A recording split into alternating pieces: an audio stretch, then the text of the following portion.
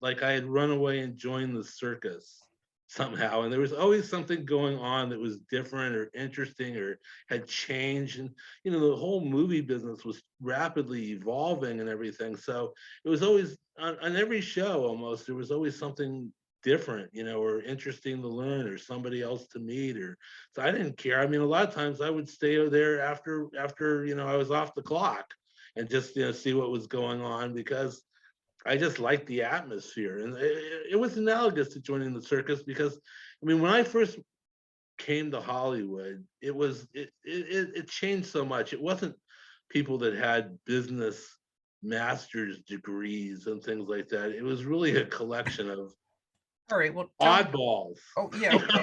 So tell me how it was, Stephen. How when you got there? I mean, how Hollywood was back then, and if you can, give me a just a little lull of how it's turned into what it is today. It's turned into bean counters. I mean, in What so many words. I mean, just what what do you mean what do well, you mean just like bean it's all counters? about how much you're spending. It's just how much how much it is takes to fill a seat. Many times, even people don't even pay attention to that. It's just a lot of people. It's like accountants and lawyers and bank officers and international corporate vice presidents and people like that. I mean, Sony was actually one of the better companies, because they hired people that they thought knew their business, and they didn't. And there were only a few times where you felt like corporate Japan was actually putting down a heavy hand on what was happening in Culver City.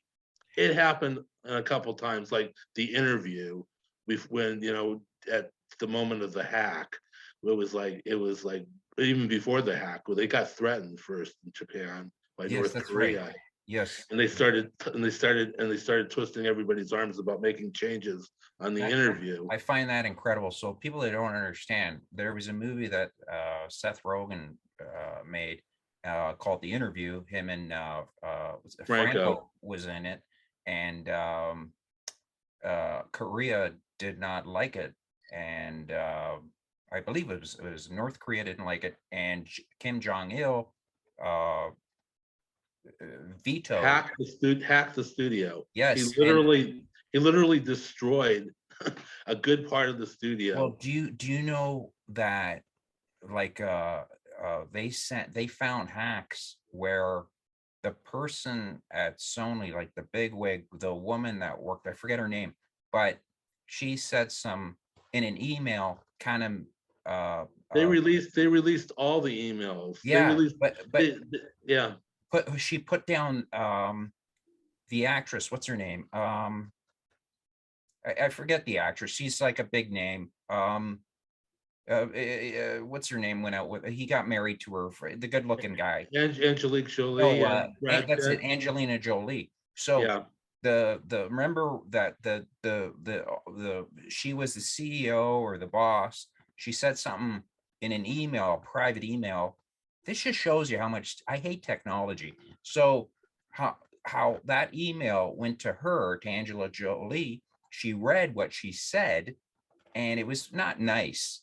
And yeah, it just sucks that how see for me, Stephen, you know what I watch? You know what I watch? I watch old movies. Yeah. Well, Sherry Lansing told us all not to read any of those emails, but everyone in the studio did, because they were too delicious not to look Yes, at. of course. um and it was embarrassing, definitely, because I mean, but it wasn't just her. It was like there were so many different people at so many different levels whose emails and private traffic and messaging and everything else got out there. But at the same time, like, all of our identities were compromised, and we would be getting like threatening phone calls at home from some weird autonomous AI type of voice that would call up and say, 4 o'clock in the morning, do not worry, you and your family will be safe. All the studio has to do is stop, or whatever. Oh And my, people that would is come. incredible. Oh yeah, people would, like, girls would like run out of the. People were running out of the buildings and things in tears and going, "I can't work here anymore. There's a threat to my family." But You know, that was the goal. Yeah, That was the goal. I know. Every department almost got crushed in that. But that's a whole story unto itself. We were down for months and had to completely rebuild, like, from everything that we had on all our computers was every hard drive was like frozen. Oh We yeah. had we had if we had firewire drives that were all over the world that had different movies, scenes and information and stuff like that. They were being sent to different companies to do different sort of previews and marketing and all. We lost all track of all of it. Incredible. There was no backup that was maintained. That's why, like, So last night, you know what I enjoy? I watch Columbo. yeah, I've seen that about the same. My wife's like, you've seen this a million and one times. And I'm like, I know. I like it. It calms me down. It just brings me, I think of how it must have been at that time a much simpler time. Was it? yeah. Well, let me get back to that. I got diverted Sorry, I by the do that hack. to a No, lot. I'm sort of all over the map. I apologize, but when I first came, I mean, I was born in Hollywood, so, but I didn't always stay here. I lived overseas and back east in Europe and Toronto for a while. You lived in And Toronto? Me yeah, too. yeah, I went to Ryerson for a year. I used the bathroom there. Okay. Well, anyway, that was tough because the weather was really hard to, like, do films and stuff in. I was a Yes. student in communications there, and I didn't have money either, so I was working at night for like a construction job in the cold for the Italian undertakers who were trying to buy out all of the old brownstones Yeah, and that could be a movie unto itself. oh yeah, they were a piece of work, man. They were driving all the bums out of Cabbage Town and Right. taking those buildings and like making new ones, just trying to gentrify that whole neighborhood, Stephen, forcing forcing people out. I was there 2 days ago. Do you know how much those houses go for? How much? God, well over three. You can't find a cheap one for like 3 million. Yeah, And it's small. yeah. It was It's like the Bowery then. You know what I'm saying? It was just people sleeping in the streets and drunks and it was changing, but they were buying all these things up and right, they were mobbed up, so they were like forcing people out one way right. or the other or whatever. But anyway, but I was working for them at night and then trying to go to school and do films in the day, and I wasn't getting any sleep at all. And I came back to see California, and it was like maybe end of April or the beginning of May, and it was snowing at the airport in Toronto. And I arrived in California. My sister picked me up in this VW Bug, and it was about 85 degrees, and we were down by the beach. And I go, "Am I crazy? Why am I living there? Why am we just come Yes. back here?" That's what I tell You know. myself every day. Like, So I came back here, and I was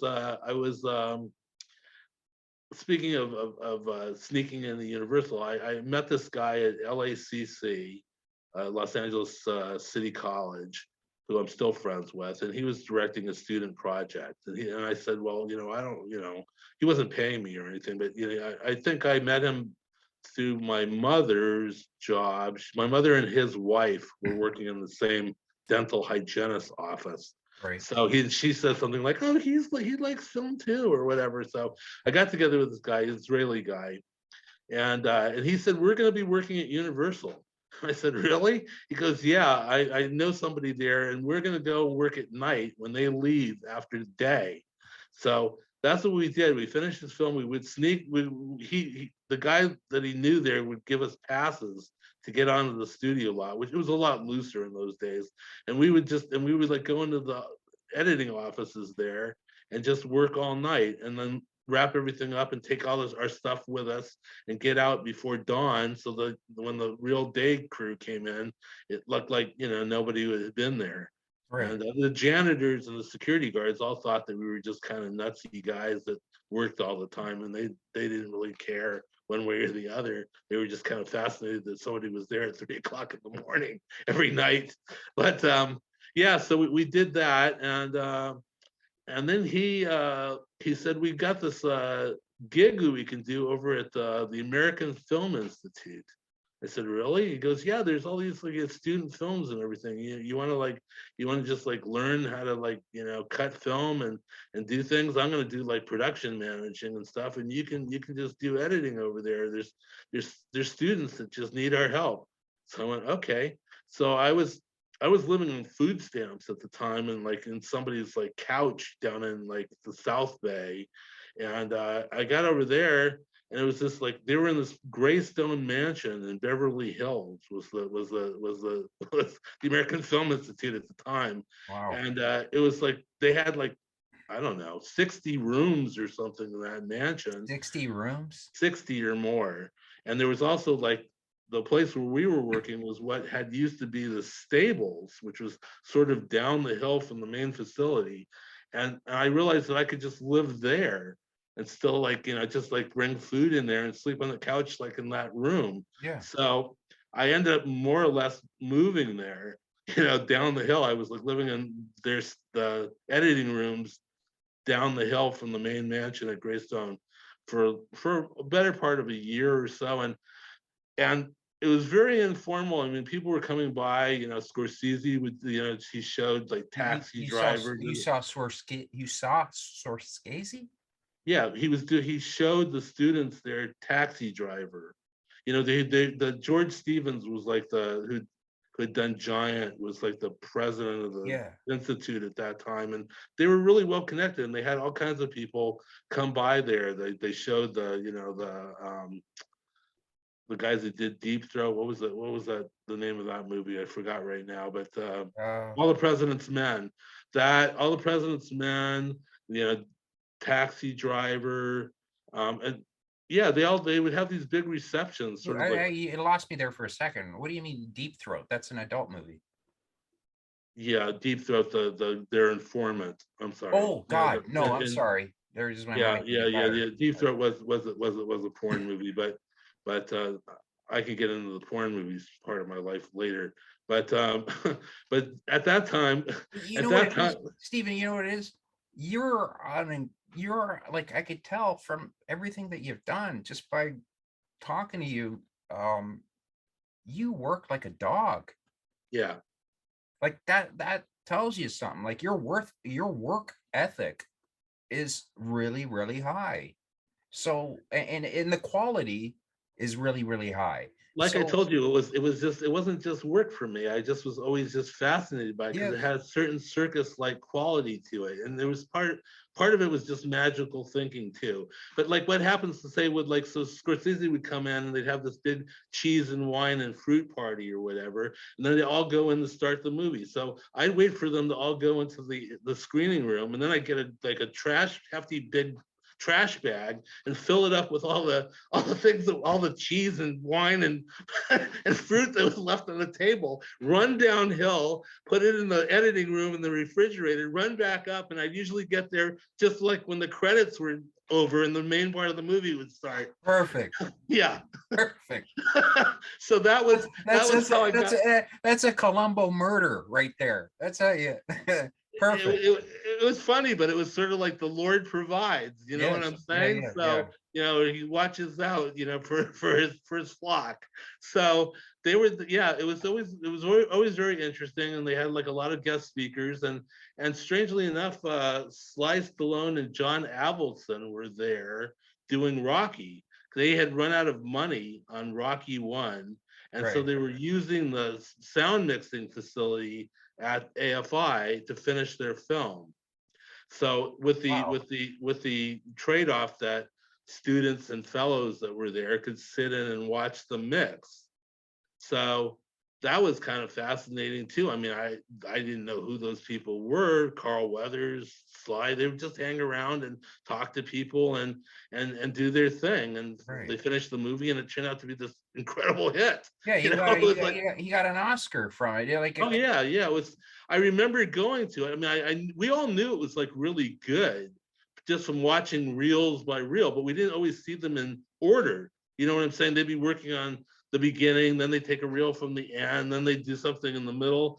So finally, I think like when they finished up, they did a screening where they ran the whole thing for us right before the movie actually came out.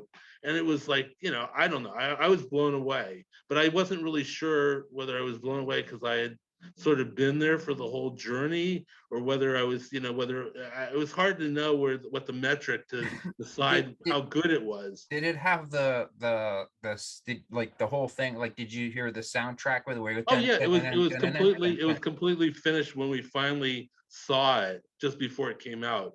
So that then I went to the theater to see it with other people because I wanted to just know whether I was just assuming things about it that weren't true. Right. And it was crazier in the theater than it was at AFI. What do you mean? Like people were? I Well, people were remember. standing up and Yes. shouting and going Rocky, and people were Yeah. throwing like popcorn, and I mean, it was like, I don't think fights broke out in the audience, but it's short of that. I mean, it was completely raucous and Yes. crazy. Yes. And we were, in AFI, it was so much more sedate because everybody was like an aspiring filmmaker, so they were all just kind of sitting there like that. But But yeah, to me, that shows the power of a good movie. Oh yeah, no, it did to me too. I'm saying that, and I tell you what, I knew a guy that was the manager of a theater on Hollywood Boulevard, and when Jaws came out, he said you can come by and see it as many times as you want. So I would go over there, and after I saw it a few times, and actually like went upstairs and like looked at some of the reels as they were rewinding to see how long the cuts were at different places and stuff like that. I just watched the audience, and you could actually see fear ripple down an Oh yeah. aisle, and like one girl in the middle would like start to get edgy or whatever, and the next thing you know, everyone was screaming. It was just fascinating to watch. Yes. So anyway, so I got my first professional job from someone I met at AFI. This is how it started, and it was a series of weird burlesque jokes called "Can I Do It Till I Need Glasses?" And Yes, it I turned out remember that. I it turned remember out to that. be it turned out to be Robin Williams' first Hollywood film. Although they they misused him on the movie, they didn't understand his. They had him under contract. The producers, they were on a studio lot called Hollywood Central Studios, I think it was called at the time. Anyway, they had a weird. This is to show you what Hollywood was like. They had a weird office on that lot, and the sign outside of it said, "Plant a bomb in our office, and we'll produce it." So, Man, I was and I was born like man, yeah, what and their secretary was like the daughter of the guy who owned the Las Vegas Sun or something like that. right. So they were all kind of connected. They had these Magic Castle franchise things in different states. This was like their second film. They made like millions of dollars on their first film called "Can I? If you don't stop it, you'll go blind." Yes, but wasn't that movie like a series of kind of shorts? Short jokes, yeah, Yes. burlesque jokes. Yes, Yeah, were okay. So I yes. got I got hired to be the assistant on that movie, and I got my actual check, and I was making like, I don't know, like $400 or $500 a week, and at the time it cost me about $250 a month to rent a house in West Hollywood. So I was just rolling in dough, dating and car and the, You got and the pimp hat on. I went from like living on a couch and stealing food basically to like, to like living with what for me at the time were riches of Hollywood. That's beautiful. Yeah, it was, and it was a weird movie because I ended up editing a good part of it because the editor like got a horrible back affliction in the middle of the movie and had to like go in for surgery. So Right. so they knew me well enough and to like just kind of continue in the work that was being done. But it was the oddest thing because they had maybe like 50 jokes when we all finished up. Everything. Well, during the filming, they had Robin Williams under contract in Laguna Beach. They had a nightclub down there, and every night they would drive him down there, and he would do stand up. So he was like high as a kite most Oh of the yeah. time. Oh yeah. So he would practice his stand up at lunch during the filming, and he'd get up on one of the picnic tables and just try his material out. he was so funny and he was so mesmerizing that they ended up eventually asking him not to come there anymore because people couldn't eat their lunch. Yes. I mean, I he totally was that believe that. funny. He That's was true. wild. He would change voices and characters, and I Sure. mean, it was just like all inside this one guy, just sort of like a rubber band just popping. He would, I mean, cocaine is a hell of a drug, but he, um, I remember seeing him, Henry Winkler used to go out and watch. Um, and you could just see Henry Winkler. I've never seen the man laugh so hard because he played the Fonz, so he didn't laugh. But then there's this young guy, this Robin Williams guy on stage, and Henry Winkler would just be howling. And it He was was a side. Yeah. Stephen, it's weird when you see somebody that doesn't laugh and then you see them howling. Yeah, It throws you off. You're like, yeah.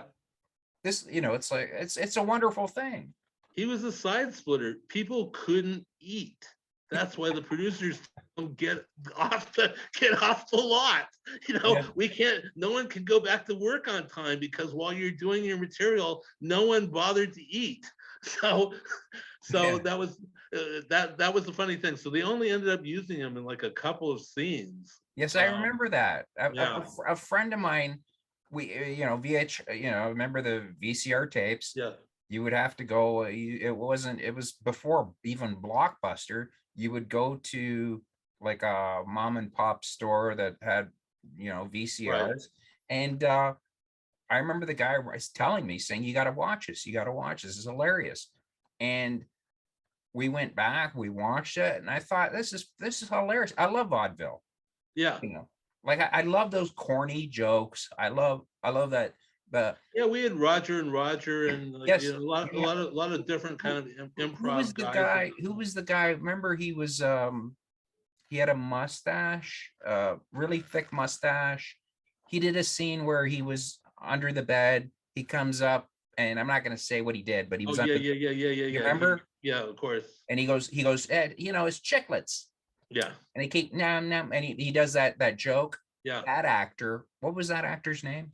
I don't know. He was in so many. He was in that. He was Yeah. great. There were a lot of faces in that. Not many that necessarily turned into big stars like Robin Williams, but there were a lot of people that were working comedians at that time Yes. that were in that. The funny thing about that movie was so we had 50 jokes, but there was no organizational principle to showing them. So every other day or something, we'd tear the whole movie apart and rearrange it. The producer and the director would put cue cards up on the bulletin board and switch things around, trying to see which joke kind of led to another or which Right. thing played off. Right. I mean, and this went on for like the course of nearly a year of just like we'd have these screenings for firemen and nurses, and I don't know where they would round these people up from, but like they would have a couple screenings a week with like the film in a different order, and then they take notes. But eventually they realized, or they couldn't quite express this, but I realized that there was no there. I mean, Mhm. there was no perfect way to present it. There were a couple of instances where one joke kind of built to another thing, but generally speaking, not. I mean, it was just, there's something you kind of wanted to open the movie with, and they had like a kind of built into the credits, and there's something they wanted to end with, but everything that was sort of in between there was completely up for grabs. So we were going around and around and around, spending money like nobody's business. And finally, I walked into the thing. I was getting tired of it, really.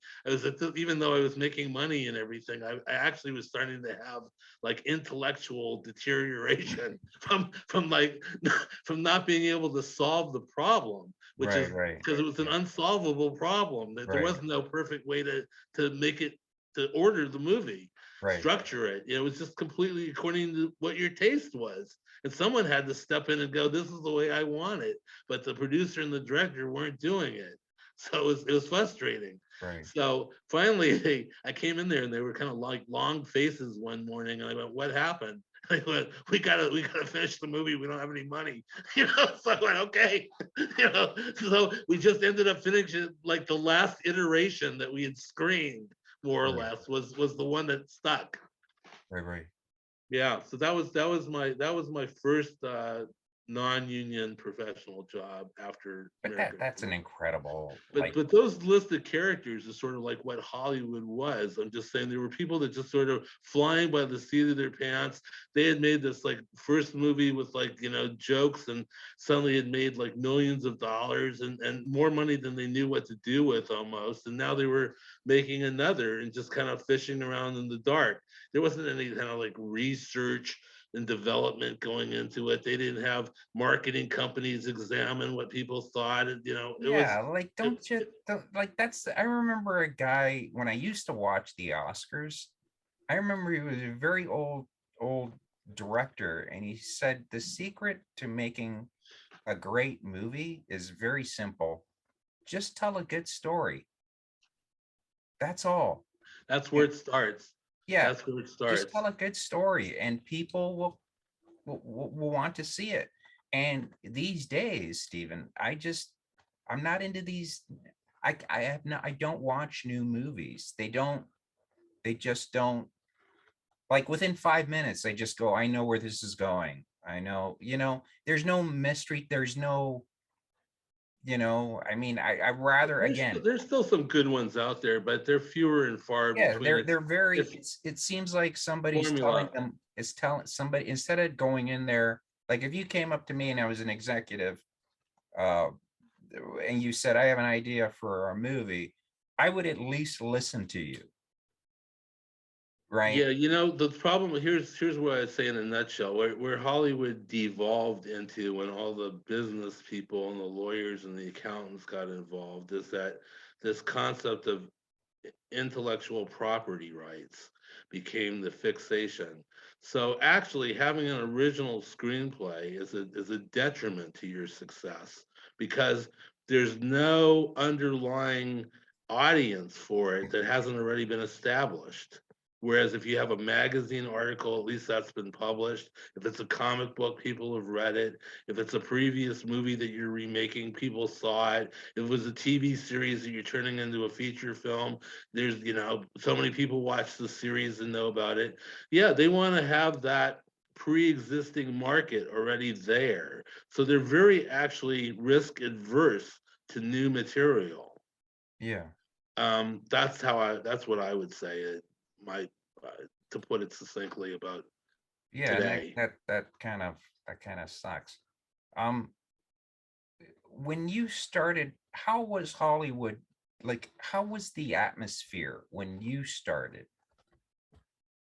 Atmosphere, and in what kind of In way? in in just like as you said, how things were loose, like things were, somebody would have, uh Well, it was circus-like, you know, like all yeah, you couldn't possibly even imagine what this world was like in the Me Too environment. I'm just saying, I mean, not only was like every producer and director probably, you know, attacking like every starlet or woman that came by the set.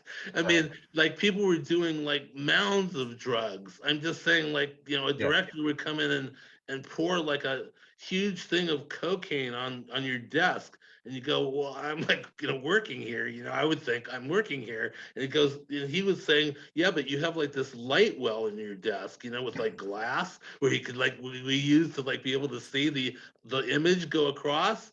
And he goes, that would be perfect for chopping all this stuff up. yeah, So it's okay, we'll get another one. I'll like order another one from the rental company. That's your desk now, you can have it. Because I mean, the last thing I wanted was like coke all over the film. You know, it's like, you know, it would ruin it. You'd have to get reprints.